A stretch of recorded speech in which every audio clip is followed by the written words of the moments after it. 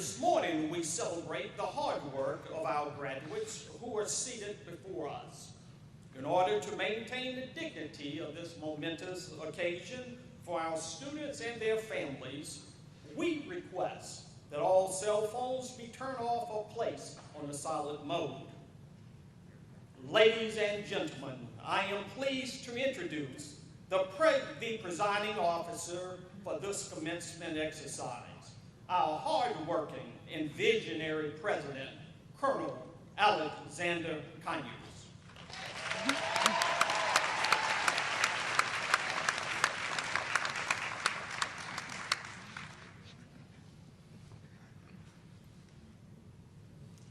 Ladies and gentlemen, will you please stand for the posting of the colors and remain standing for the national anthem and the Black national anthem.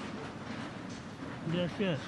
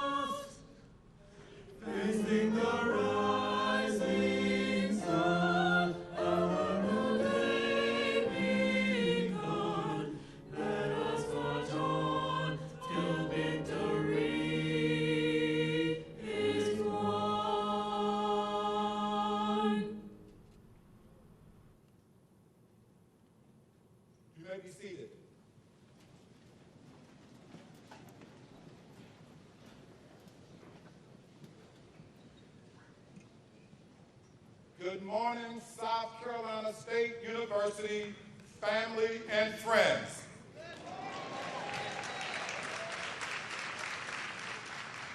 On behalf of the Board of Trustees, faculty, staff, students, and alumni, I'm delighted to welcome you to the Fall 2021 Commencement Convocation.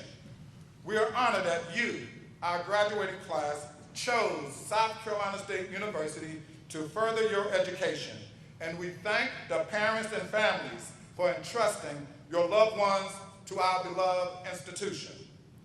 The Reverend Eddie C. Williams, pastor of Trinity United Methodist Church, Orangeburg, will give the scripture and invocation.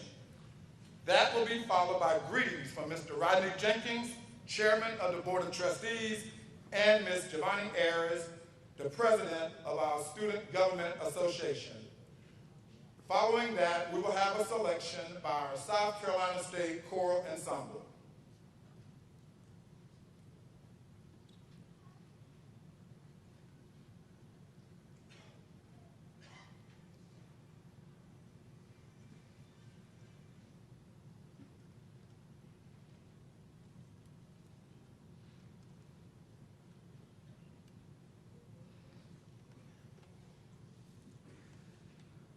Let us pray.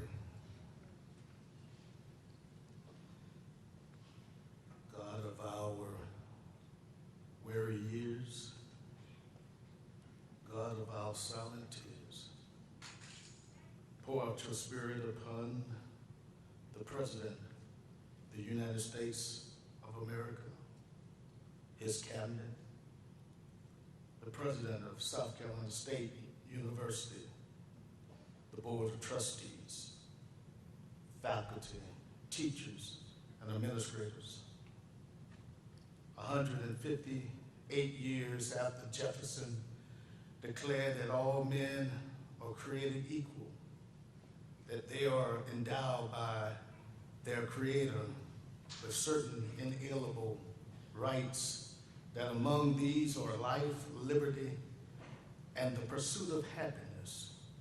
Lord, we ask that you would send forth this class to be like Moses, to address Red Sea experiences. Let them not grow weary in preparing to create a brighter horizon for the needs of humanity. Lord, grant them favor, wisdom, and strength to persevere. We come to this place with different background, diverse, but all going out to make this world better. Lord, make us to realize that education must continue beyond the halls of South Carolina State University, so that goodness must excel, and days at South Carolina State University are not in vain. We pray this day in your name, for it is in the name of your Son, Jesus the Christ, we pray. And all God's children said, amen.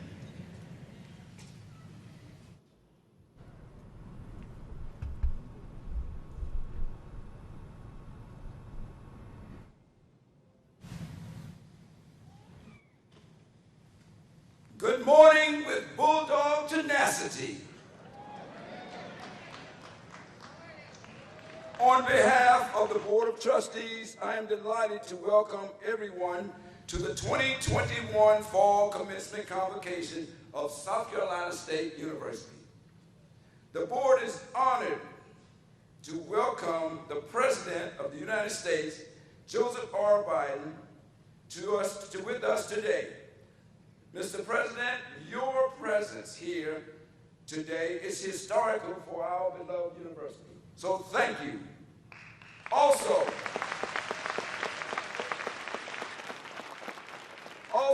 the board welcomes home our loyal son, Congressman James E. Clyburn, to this historic meeting.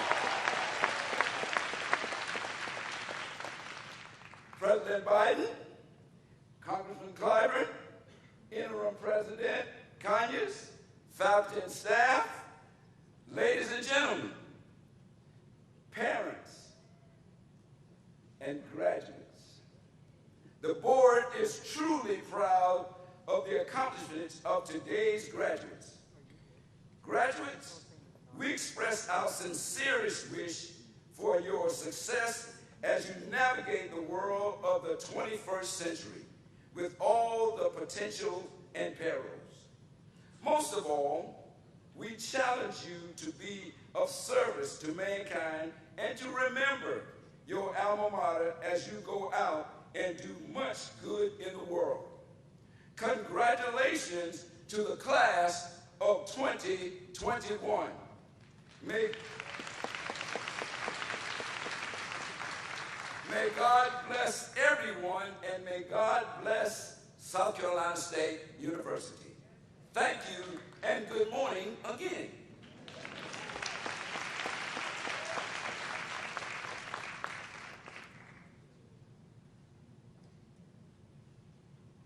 Good morning, Bulldogs.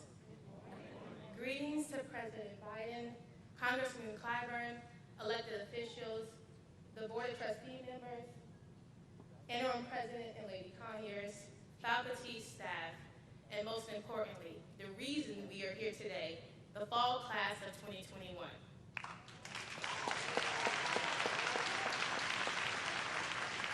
This is an historic occasion. Having the opportunity to receive an encouraging message from the President of the United States and to witness the U.S. House Majority Whip walk across the stage with the fall class of 2021 is indeed an honor. I am Devani Ayers, and I humbly serve as the Student Government Association President for this academic school year. It is indeed an honor to congratulate and commend the fall class of 2021 on the job well done. Whether you're transitioning to your careers, graduate school, the military, or wherever the good Lord leads you, we hope and pray that you carry and display the Bulldog tenacity and pride instilled in you during your matriculation within these groves and classic halls. In the words of Dr. Matthew L. Stevenson III, great men and women are only born for the time that they are needed the most.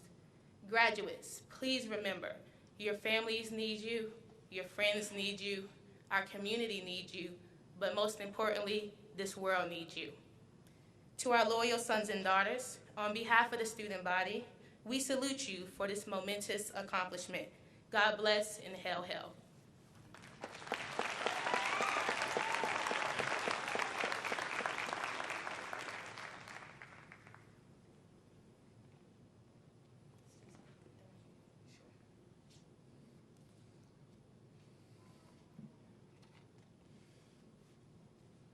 Thank you to the Corps Ensemble.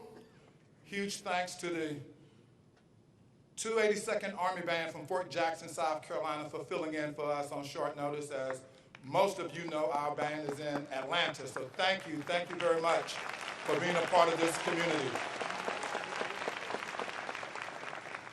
Thank you to our ROTC cadets for posting of the colors, Chairman Jenkins, and our great SGA President, Ms. Ayers.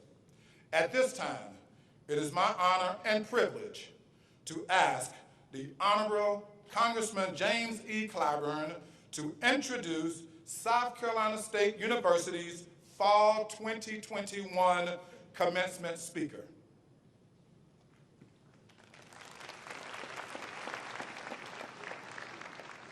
Thank you very much, Mr. President, Chairman of the Board of Trustees and members of the board, administrators, faculty, students, congratulations. Now, when I was growing up over in Sumter, my dad used to say to me all the time that the first sign of a good education is good manners. So, I want all the members of this class to show how well educated you are. Stand and say thank you to your parents, your guardians, whoever foot that bill every month for you to be here. Stand up and say thank you.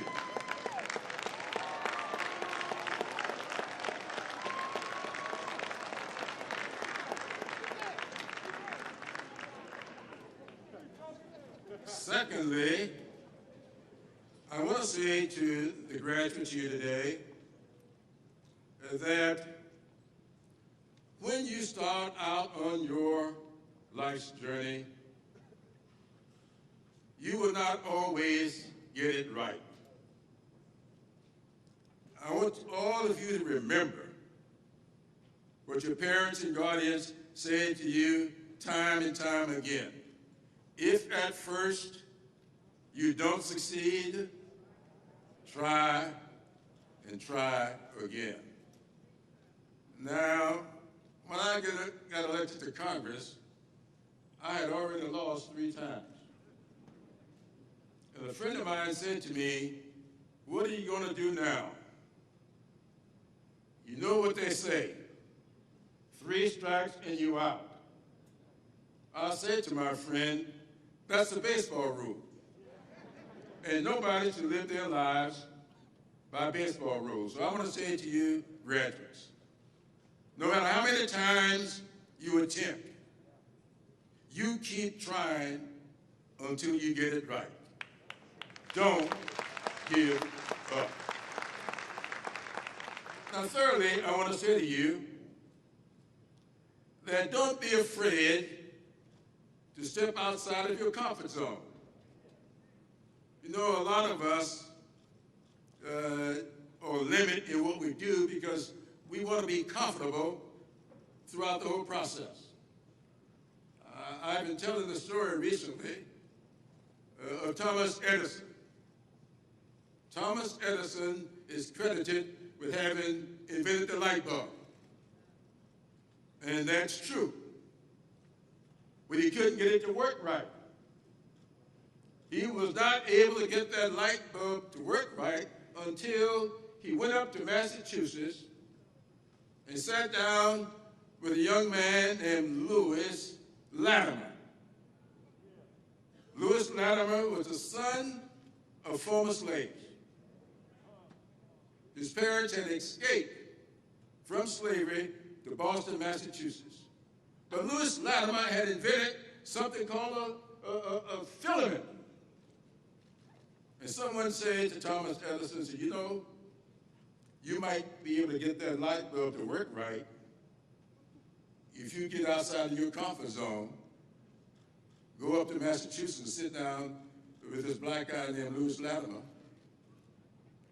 and get that filament that he has invented, and you might be able to get the light bulb to work. Thomas Edison did that. Both he and Lewis Latimer got outside their comfort zones, and they have lit the world. So I want to say to each and every one of you, I matriculated here 64 years ago, this past September. Also in that class was my late wife, who came to this campus in a pickup truck. Her family didn't own the car. She had a footlocker on the bed of that pickup truck. And she came to this campus from a little 22-acre farm in Berkeley County. I don't know what was expected of her, but I know what she did. She came across a little wayward guy from Sumter, South Carolina, and turned him into a United States Congressman. So there's no limit.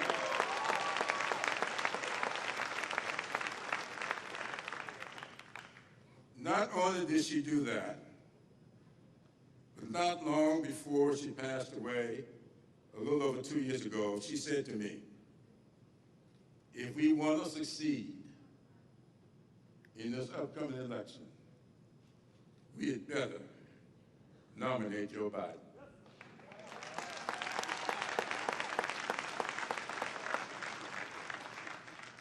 She passed away before the South Carolina primary.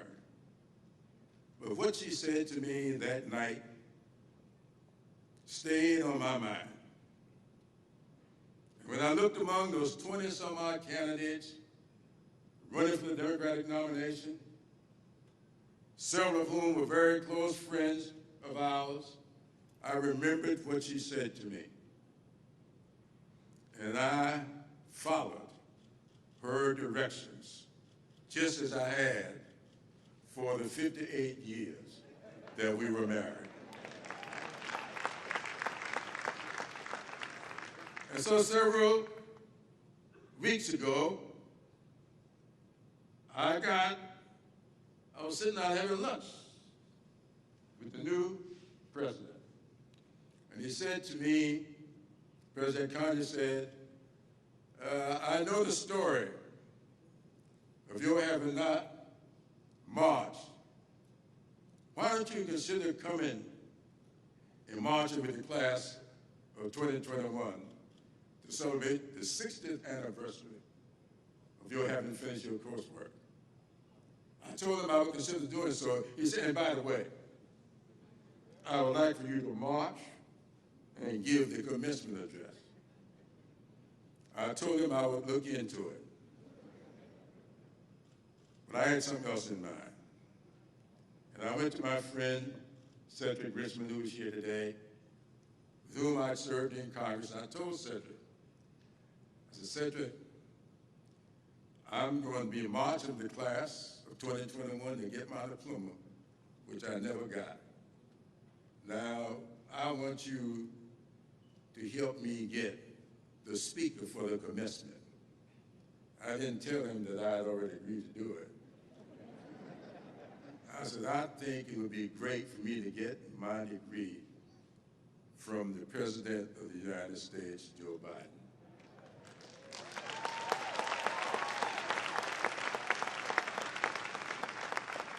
And Cedric told me he would look into it. Well, when we reached out to Joe Biden, he immediately accepted. And I'm told that the proper way to introduce the President of the United States is by simply saying, ladies and gentlemen, the President of the United States.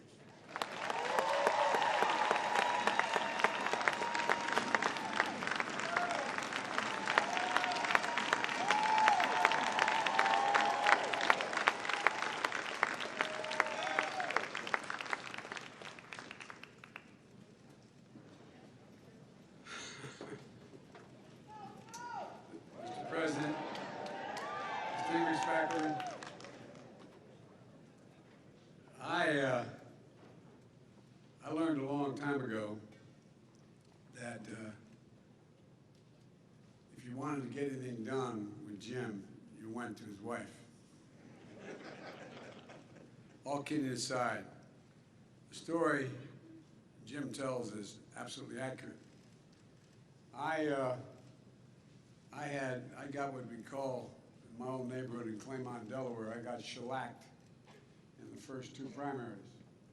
And I kept saying, I'm waiting to go to South Carolina. No, I mean it sincerely, because I come from a state that has the 8th largest African-American population, and that's the source of all my support in Delaware, for real. And I got down here, and things were moving pretty slow. And I remember Miss Emily saying to me, and I heard her say it to Jim, we should be for Biden. And she's an incredible woman. I'll speak about her a little bit. But, you know, not only did we win, I think we won every single district. And I just want you to know it matters. And Jim's saying to you, you know, if you don't succeed at first, try again. Well, a lot of you have already figured out that you can do anything you want to do if you set your mind to it. But one of the things that most people don't focus on anymore is there an awful lot of people like Jim, like me, like Ms. Emily, like a lot of you, who no one expected to do something significant. I come from a family raised in a 3-bedroom split-level home with 4 kids, a dad, mom, and a grandpa. We were fine, don't get me wrong. We weren't up by our bootstraps, but we were, I guess, technically lower middle class economically. And I used to stutter really badly. And stuttering is the only thing everybody can still laugh like hell at, but it's devastating to a stutterer. If you ever saw the King's Speech, it's worth seeing. And I had trouble talking until I was well into high school. And but I was convinced that my mother would say, never bend, never bow, never kneel, never give up. Just get up. Just get up. And that's one of the things I like so much about HBCUs, which I've been part of for a long, long time. The reason I got elected in 1972 was because of an HBCU called Delaware State University. They organized from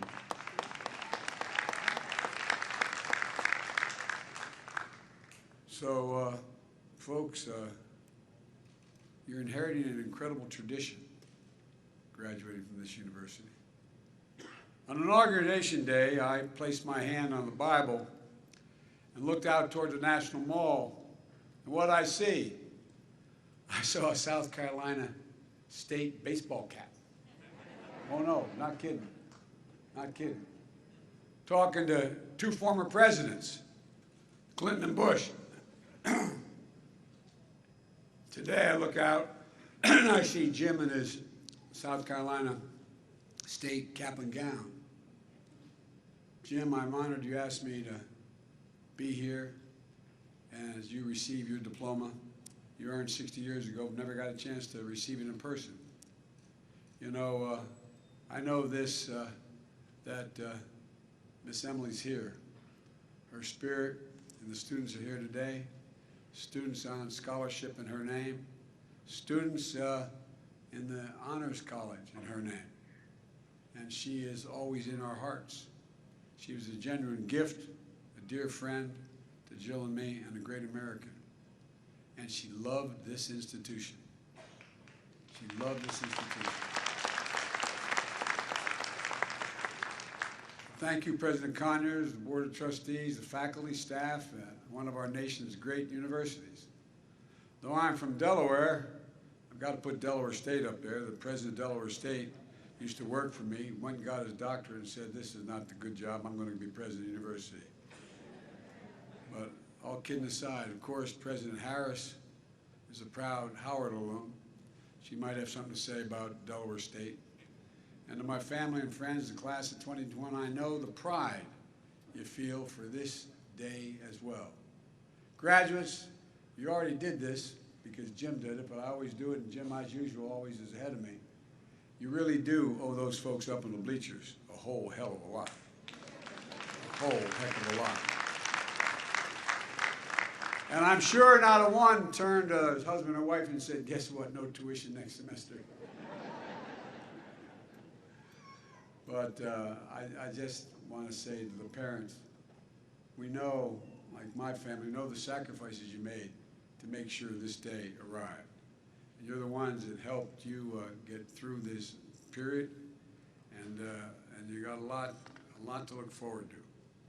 Graduates, I know you've already stood to thank your parents and your families, but you know, the fact is that congratulations, you earned it. You earned every bit of it. I know it wasn't easy. Remote learning, fearing getting sick from COVID-19, feeling the pain for those who lost loved ones, and you know people who've lost loved ones. The uncertainty of a devastated economy, the reckoning on race not seen since the 50s and 60s. Your time here has come during a tumultuous and consequential moment in modern American history. And has led you to graduate at a real inflection point in history. No graduating class gets to choose the world into which they graduate. Every class enters the history of the nation up to the point that has been written by others. but few classes, every once in a few generations, enter at a point in American history where it actually has a chance to change the trajectory of the country. And that's not hyperbole. You face that inflection point today. And I'm confident you'll meet the moment. You're ready because you're part of a proud and sacred tradition, an HBCU tradition, more than 180 years of excellence, institutions that instill a sense of purpose and commitment to make a difference in all their students. Not just to lift up yourselves, but to lift up others. An institution grounded in the belief that every American, of every race, background, and zip code, should have a fair and equal chance to get as far as their God-given talents give them. Incubators of scholars and educators, advocates and athletes, leaders of industry and entertainment, faith in medicine, arts and science, the molders of trailblazers, visionaries and public servants. You know it. You know it better than anyone. HBCUs have helped produce 40% of all the black engineers in America. 50% of all the black lawyers in America. 70% of all the black doctors and dentists in America. And 80% of all the black judges in America. Folks, I see HBCU excellence every single day in my administration, and I'm not exaggerating. Vice President Harris, my cabinet, Michael Reagan, Administrative EPA, senior White House staff across my entire administration, graduates, I'm here to congratulate you, but also to let you know that your country, and this is not hyperbole, is counting on you. They're counting on you to turn the dial at a moment we have a chance to do it. And that I'm committed to doing everything I can to make real the promise of America for all Americans, for all of you. That's why my administration has delivered $5 billion so far to HBCUs just this year. Just this year. And more to come. Because there's nothing you're unable to do if you have the product. If you have the laboratories, if you have, well, a lot of these HBCUs aren't endowed like these other universities. For South Carolina State, it helped. It helped clear the balances of more than 2,500 students in student debt. It helped students weather financial hardships caused by the pandemic and stay in school. It financed the residence hall, the largest in South Carolina. And that's why we're working to increase, and we will get it done with Jim's help in the House. Pell Grants by another $1,500, so particularly black students and lower income families can attend community college, four-year schools, and black universities, HBCUs. That's why I'm proposing a historic investment to create and expand HBCU programs in high-demand fields like cybersecurity, engineering, and healthcare. These are the big-paying jobs getting out now. But too many HBCUs don't have the laboratories, don't have the capacity. They have the intelligence, they have the intellectual capacity, but they don't have the research dilemma in front of them.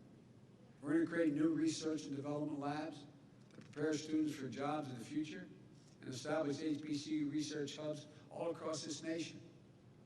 I also reestablished the President's Board of Advisors on HBCUs, led by a friend of mine, Dr. Tony Allen, President of Delaware State University. As I said, used to work at my staff to engage the private sector to advance HBCUs. It's beginning to happen, I think your president will tell you. Vice President Harris is in constant contact with leaders of the Divine Nine. I signed an executive order to advance HBCU excellence across the administration in everything from policies to funding.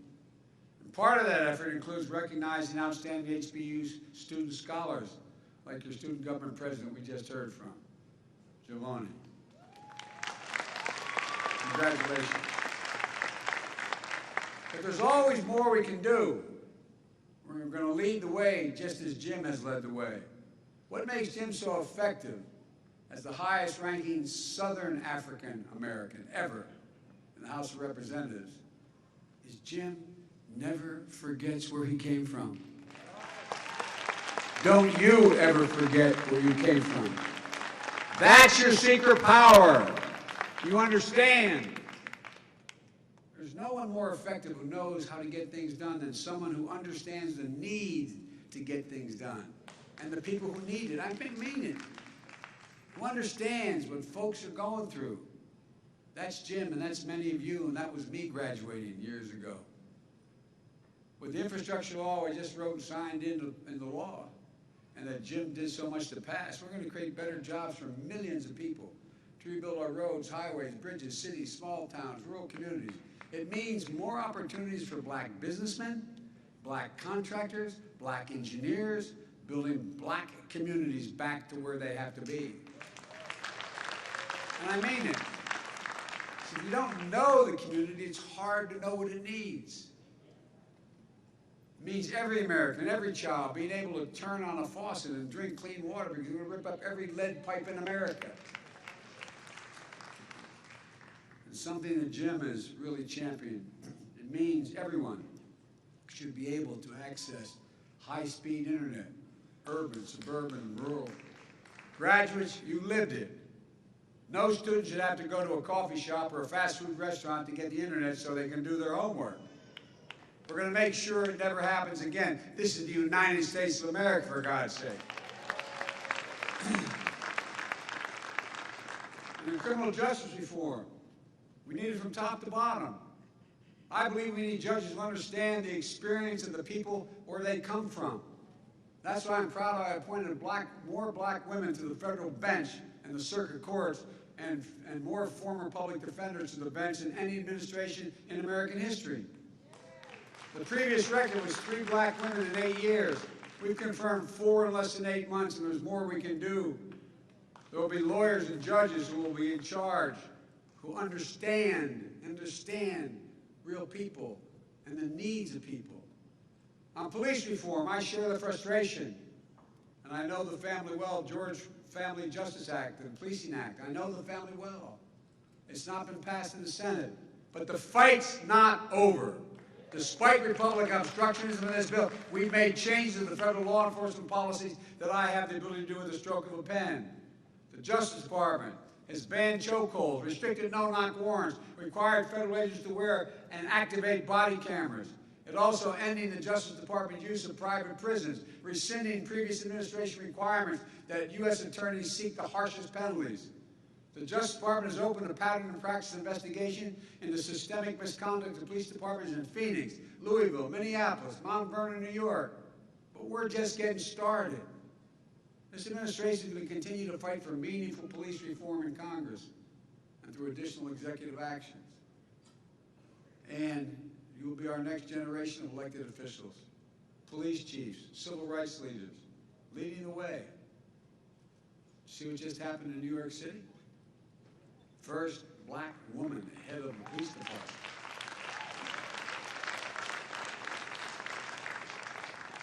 My American Rescue Plan was passed right after historic investment in community policing and violence intervention programs that are shown to reduce violent crime as much as 60%. We don't have to spend less money, we have to spend more money in police to give them the kind of help they genuinely need. Why is a police officer showing up to the suicide threat, someone trying to jump off a building? We need more social workers there. We need more psychologists there. They need help. They're basically good people, prevent violence in the first place. We're expanding summer programs and job opportunities and other services to keep young people safe and set them up for success. We're helping formerly incarcerated people re-enter their communities. Somebody gets out of jail now after serving their time, what do they get? They get a bus ticket and $25, and they end up under the same bridge that got them there in the first place. So I'm going forward to make sure that everything that's available to anybody else is available to them, notwithstanding the fact they had already served their time. We're going to reinstate access to Pell Grants, job training, apprenticeships, proven pathways to a better life. We need you. We need you to lead a lot of these efforts. We're also working to stem the flow of firearms and rogue gun dealers, the current epidemics of gun violence in this country. No greater victims than the black communities. We talk about these massive shootings. Well, guess what? There's a massive shooting every day in urban America. The number of lives that are taken. But you'll lead the way as community leaders, educators, faith leaders, nonprofit leaders. That's what my daughter's doing right now. She's a social worker. She's heading up Boys and Girls Clubs all across the country. You got to give people alternatives. You got to give them a reason to think they can make it. We're also going to use the federal government's purchasing power to unlock billions of dollars in new opportunities for devastated small businesses, including minority-owned small businesses to access government contracts. The goal I've set is 50% increase in the number of minority contracts going to minority firms by the year 2025. Because folks, what did we learn? We learned there's no difference between a black entrepreneur and a white entrepreneur in success, except the black entrepreneur usually doesn't have a lawyer, usually doesn't have someone who is going to be there, an accountant, to get it all set up. Their idea is as profound, but the help is missing. You'll be the entrepreneurs and business owners accessing that opportunity and reinvesting in your communities. On housing, it isn't right. If a builder goes out and builds the exact same home in two different sides of an interstate, one in an all-white neighborhood and one in an all-black, same exact home, the moment the last screw or bolt was put into that home and somebody occupies it, the black home is worth 20% less than the white home. The moment. You live in a black community, you have a better driving record, someone lives in an all-white community. Same automobile, your insurance is going to be higher. It isn't right. That home owned by a black family is appraised at a lower rate. At the same time, the home owned by the white family is raised more. We're aggressively taking on housing discrimination. How do folks make it to the middle class from working class circumstances? And many of you have done that. Many of your parents have. You build equity in your home. That's how 90% of the folks make it to the middle class. They get an opportunity to own a home and they build equity in a home. Allows them to borrow against later, to send their kids to school, to do a whole range of things. And you're going to be the ones having to lead the way, not the ones just benefiting. You're the ones that have to lead the way because you understand. Maybe most important of all, we have to protect that sacred right to vote, for God's sake.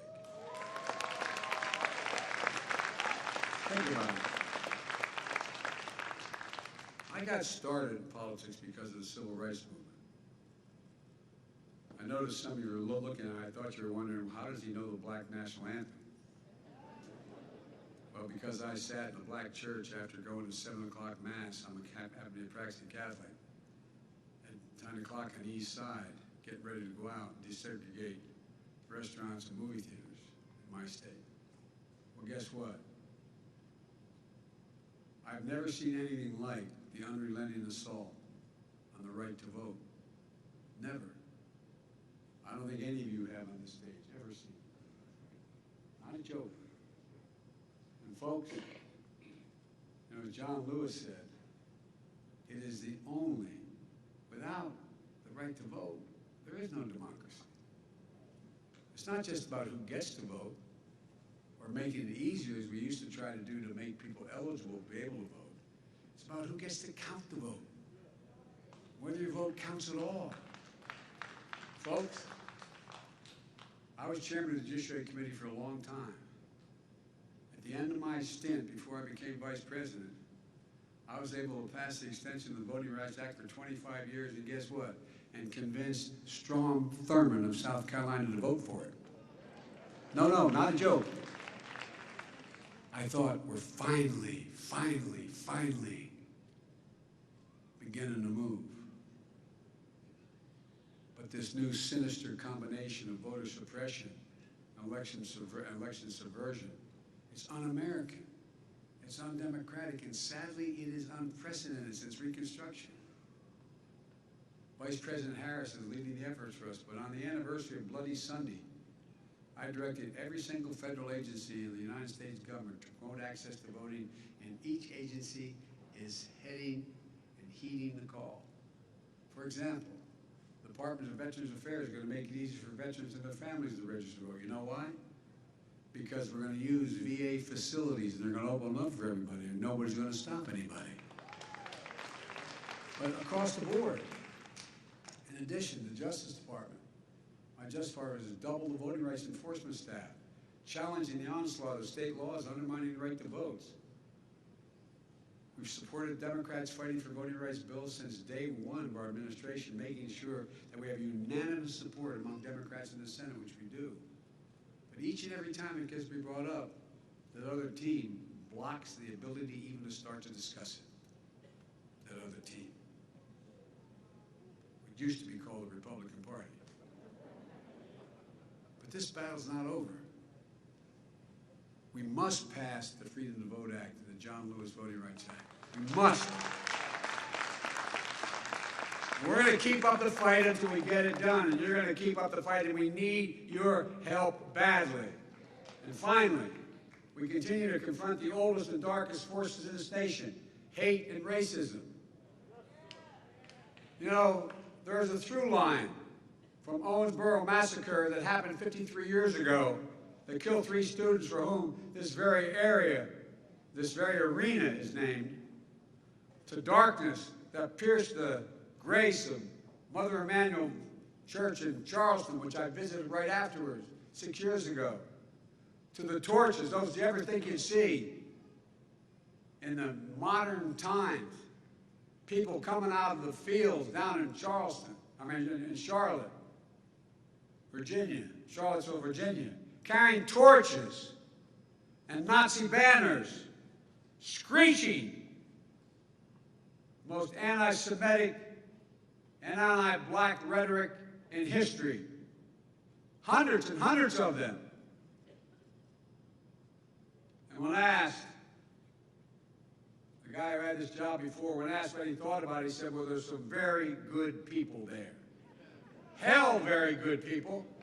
They're racist, they're fascist. And folks, that was 4 years ago. I never thought I'd see that in my career. The violent and deadly insurrection on Capitol Hill 11 months ago on January the 6th. I'm going to say something self-serving. I'm supposed to know an awful lot about foreign policy.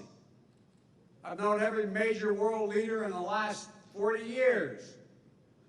I've spoken to over 140 heads of state since I've become president. You know what they'll ask me? Is America going to be all right?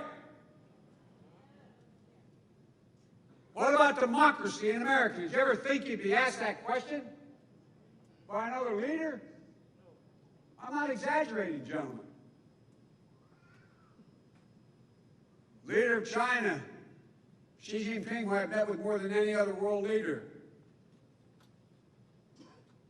and Putin, both are very straightforward. Say, democracies can't function in the 21st century because things are too complicated. They move too fast in time to get a consensus, which democracies require. That's why autocracies will rule the day. Folks, this is a troublesome time, but it's a significant opportunity. Jim and I have engaged in civil rights work for our entire careers, him more consequential than me. Despite all the laws enacted through the struggles we knew we could make progress. But one of the things I thought, and Jim probably didn't, but I thought, Jim, I thought when we had some of those major victories, we'd finally crossed the threshold. But what I didn't realize is you can defeat hate, but you can't eliminate it. It just slides back under a rock. And when given oxygen by political leaders, it comes out ugly and mean as it was before. We can't give it any oxygen. We have to step on it. We have to respond to it. It's not who we are. It's a minority, but if the majority doesn't speak up, it has a profound impact. That's what we've seen in the last few years. We must not give hate any safe harbor. We have to shine as bright as light as we can on it. That's the ultimate disinfectant. Call it out. And you're going to be the light. You're going to have to be the light. Let me close with this. The history of the journey of America, progress and possibilities, is written by people who sat where you're sitting right now. Again, not hyperbole, it's a fact. People like Jim and Emily Clyburn, students who met in a jail cell after standing up for what was right and just, who never stopped. In 1961, they were you. Now in 2021, you are them. You're part of one of the most gifted. This again is not hyperbole. Listen to me, and I'm being precise. You're part of the most gifted, tolerant, talented, and the single best educated generation in all of American history. You are. But with that comes a hell of an obligation. You accept people as they are, black, white, Latino, Asian, Native American, gay, straight, transgender, able and disabled. You see them as people, as fellow Americans who deserve respect and dignity. You're going to see more change in the next 10 years than we've seen in the last 50 because of the incredible change in science and technology. You're going to see us traveling commercially in the next 20 years at 12, 15,000 miles an hour. Subsonic speeds, supersonic speed. I mean, the things are going to change. But it's required the educated population you represent to understand it, to translate it, to move it. I have every confidence that no matter your career, you're going to translate change into greater opportunity and happiness and prosperity for you and the world around you. When I looked out on Inauguration Day, I saw that South Carolina baseball cap that I saw. Well, your hope and your optimism. That's why I asked a 22-year-old Amanda Gorman, the youngest inaugural poet in history, to read her poem. As a matter of fact, my professor wife, Jill, we're still teaching full-time, found her and asked her to speak. And here's what she said in her poem. So while once we asked, how could we possibly prevail over catastrophe? Now we assert, how could catastrophe possibly prevail over us? We'll not march back to what was, but move on to what shall be. A country that is bruised but whole, benevolent but bold, and fierce and free. That's who we are. That's who you are, the class of 2021. I'm not joking. That's us. That's America. We face that inflection point that's going to change the course of history, and I'm counting on you to meet the moment. It's an enormous opportunity, an enormous opportunity. Because I truly believe someone standing at a podium like this at this university 40 years from now is going to be talking about, did we meet the moment? This moment. Just like there's other moments in our history. Did we meet the moment in World War I? Did we meet the moment? And we go down the list. It's going to determine what happens in the next 5 to 10 years. It's going to determine what it's going to look like 50 years from now. I'm counting on you. I really am. I'm not kicking off the responsibility, but I'm counting on you. Congratulations to all of you. Merry Christmas and happy holidays. I say to the military, God bless you all, and may God protect our troops, fellows and ladies.